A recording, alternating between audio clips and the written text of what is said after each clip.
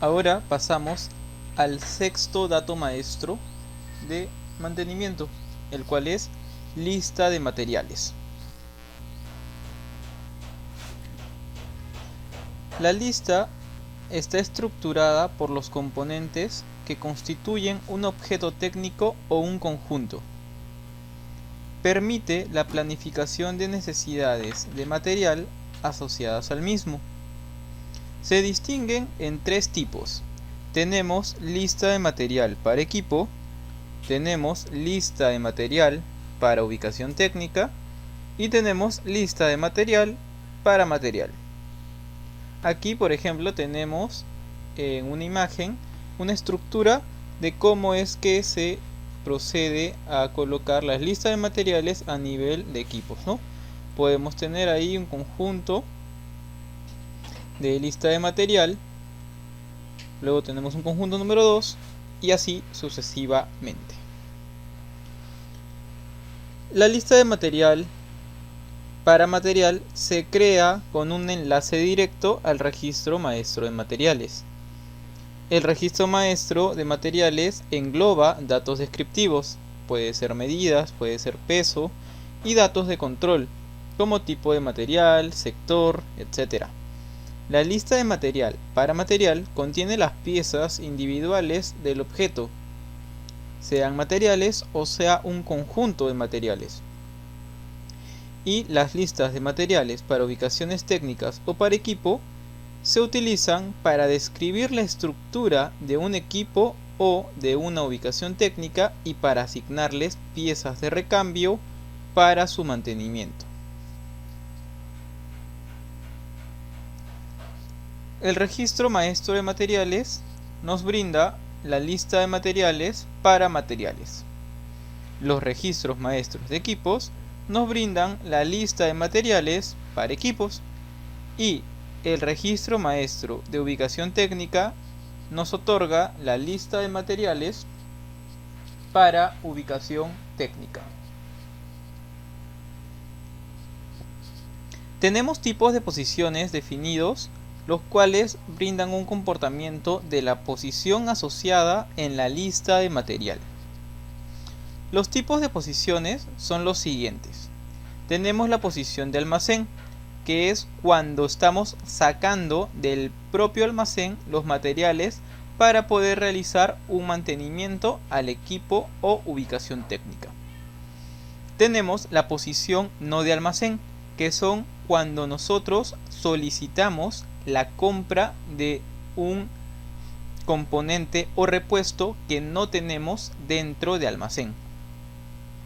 Estos dos primeros son los tipos de posición más utilizados dentro de la lista de materiales para equipos y ubicaciones técnicas. Del mismo modo, así lo tenemos parametrizado dentro de los componentes que hay en una orden de mantenimiento. De ahí, como otros datos adicionales, tenemos la posición de documento cuando estamos hablando de un componente que es prácticamente una documentación. Tenemos posición de texto cuando solamente es descrito, ¿no? A nivel de componentes, ¿no? Dicha posición. Aquí no se engloba lo que son componentes ni repuestos. Tenemos elementos de estructura de tipo PM. Tenemos la posición por clase y tenemos posiciones de dimensión bruta. Luego estamos pasando ya a la vista de parámetros de entrada. Dentro de esta lista de parámetros de entrada, por ejemplo, en esta es una lista de materiales para equipos. Similar caso es cuando se trata de lista de material para ubicación técnica y para material. Por ejemplo, tenemos que ingresar nosotros un número de objeto. Este número de objeto va a ser el que va a definir qué lista de material va a estar asociada a dicho objeto, sea ubicación técnica, equipo o un material. Luego tenemos el centro, que es el centro al cual está perteneciendo esta lista de materiales. Y tenemos la utilización. ¿Para qué tipo de utilización es que se está creando esta lista de material? En nuestro caso es una lista de material de mantenimiento. Y aquí tenemos las transacciones más usadas, ¿no?, para poder crear listas de materiales. Por ejemplo, para crear una lista de material para equipo, tenemos la transacción IB01. Luego tenemos la opción de modificar lista de material para equipo, que es la transacción IB02. Y luego tenemos la transacción IB03, que es para visualizar la lista de material para equipo. Luego tenemos las transacciones IB11, que es para crear la lista de material para ubicaciones técnicas, seguido de la IB12,